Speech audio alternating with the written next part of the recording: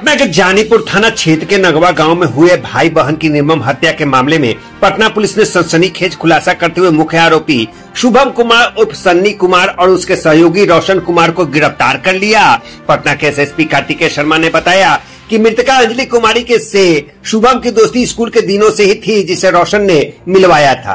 रोशन अंजलि के परिवार से पहले से ही संबंध थे, जिससे दोनों युवकों को अंजलि से मिलने जुलने से कोई परेशानी नहीं होती थी। हाल के दिनों में शुभम को अंजलि पर शक हुआ कि वह किसी और लड़के से बात कर रही है, जिससे वह मानसिक रूप से अस्थिर हो गया और इसी शक ने उसे हत्यारा बना दिया। शुभम ने रोशन के साथ मिलकर हत्या की साजिश रची, किरोसिन खरीदा और एम्स गोलंबर होते हुए नगवा स्थित अंजलि के घर पहुंचा। दरवाजा खोलने पर अंजलि के बहस के दौरान उसका 10 वर्षीय छोटा भाई जाग गया, जिससे डर कर शुभम ने पहले अंशु की हत्या धारदार हथियार से कर दी और फिर अंजलि को तकिए से मुंह दबाकर मार डाला। दोनों की लाशों पर किरोसिन छिड़क कर आग लगाई गई और आरोपी मौके से फरार हो गया। घटना के बाद शुभम और रोशन ने मोबाइल रिकॉर्ड्स और चैटिंग डिलीट कर साक्ष्य मिटाने की कोशिश की, लेकिन पुलिस ने तकनीकी जांच के आधार पर 24 घंटे के भीतर ही उसे गिरफ्तार कर लिया।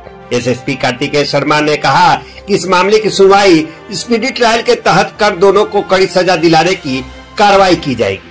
जुलाई की संध्या में जानीपुर थाना अंतर्गत नगवा गांव में 2 बच्चों की शव बरामद किया गया था। इस संबंध में पुलिस के द्वारा कांड दर्ज करके अनुसंधान प्रारंभ किया गया।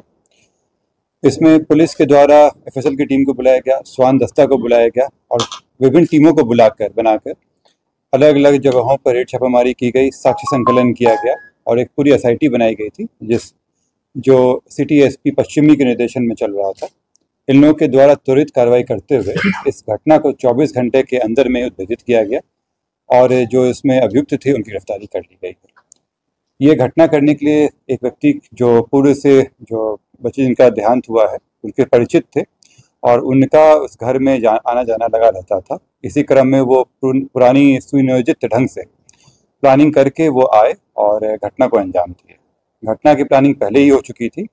घटना के दिन ये सुबह में जाकर बगल के दुकान से मिट्टी का तेल, किरासिन का तेल खरीदे और तेल को एक बोतल में रख के घटनास्थल पे गए। वहाँ पे जाने के बाद 2 बच्चे थे, एक लड़का एक लड़की। लड़का वहाँ पे सो रहा था, लड़की गेट खोली थी, ये अंदर गया और ईंटा से लड़का को मारा और लड़की का गर्दन गला दबा के उसकी हत्या कर दी। हत्या करने के बाद साक्ष्य को छुपाने के लिए जो किरासिन का तेल था उसको छिड़क के आग लगाया ताकि साक्ष्य को मिटा सके और ये घटना करने के बाद बाहर से गेट बंद करके चला गया। इसमें जब पूछताछ की गई तो वो स्वीकार भी किया। इसके सारे सबूत हम लोगों को मिले, जो फुटेज है सीसीटीवी फुटेज वगैरह में भी आया ये चीज़। जिसके यहाँ से वो किरासिन का तेल खरीदा था उस व्यक्ति की पहचान की गई, उसको भी पूछताछ किया गया और उसका भी स्टेटमेंट लिया गया है। ये पूर्व में प्रेम प्रसंग और उसके बाद असफल प्रेम प्रसंग का मामला है और उसी में ये घटना की गई थी। अब बच्ची उसको पसंद नहीं करती थी और इसकी जो दोस्ती कराई थी इसके सही जो दोस्त है रोशन द्वारा करवाई गई थी। रोशन और बच्ची एक ही स्कूल में पढ़ते थे। जब बच्ची इसको लायक नहीं कर रही थी तो इसको इस चीज़ को गुस्सा आया और कि भाई अब मुझे ये पसंद नहीं करती है तो मैं अब इसको जीने नहीं। इसी चीज़ की भावना का बदला लेने के लिए ये बच्ची के घर पर गया।